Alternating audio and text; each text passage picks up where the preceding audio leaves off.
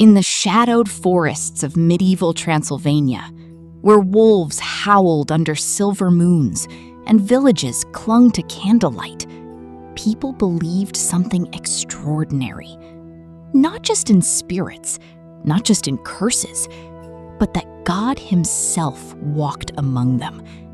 Not as a king, not in glory, but as a stranger on the road, watching, judging, and sometimes saving. Welcome to Cobblestone Myths, where forgotten stories breathe again.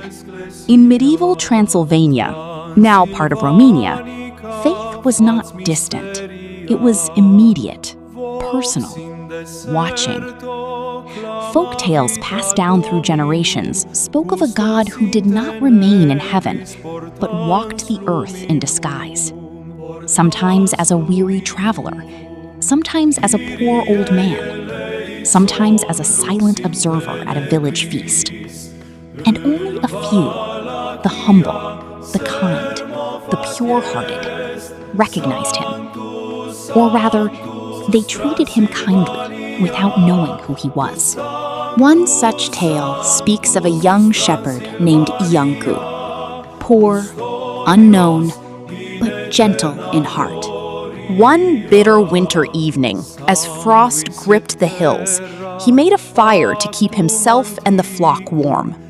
An old, mysterious traveler in tattered cloak was walking alone on a dirt road through the forest. The frail old man approached him. "Will you share your fire?" the stranger asked. Iancu hesitated. His food was barely enough, his fire weak. But he nodded. He gave the man bread. He gave him warmth. And when wolves howled in the distance, he stayed awake all night to guard him.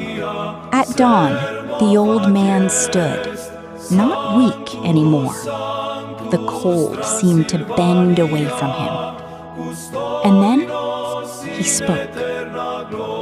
"Kindness given in darkness," he said, "is never forgotten in the light." In that moment, Iancu understood. This was no ordinary traveler. Before he could speak, the figure vanished. From that day forward, Iancu's life changed. The wolves never touched his flock again. Storms parted over his land, and even in famine, his sheep never went hungry. Villagers whispered, "He was chosen."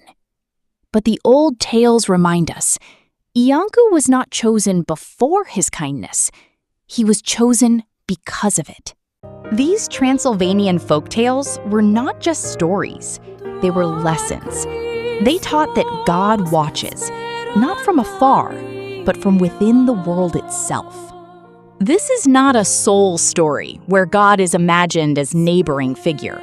Medieval Transylvanian folklore often depicts God physically appearing to mortals because it evolved from a unique blend of pre-Christian Dacian spirituality, dualist cosmology, and rural Christian mysticism, where divine presence was seen as tangible and interactive, not distant or abstract.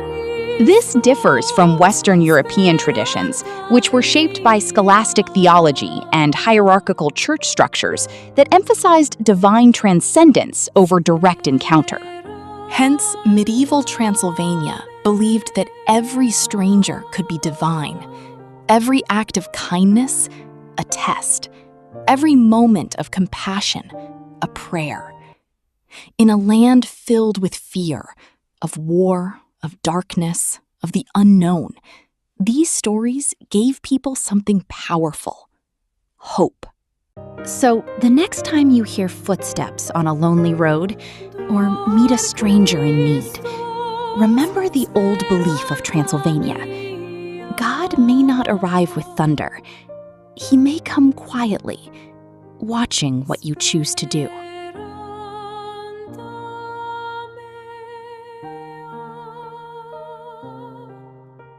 If you enjoy forgotten myths and folktales, subscribe to Cobblestone Myths.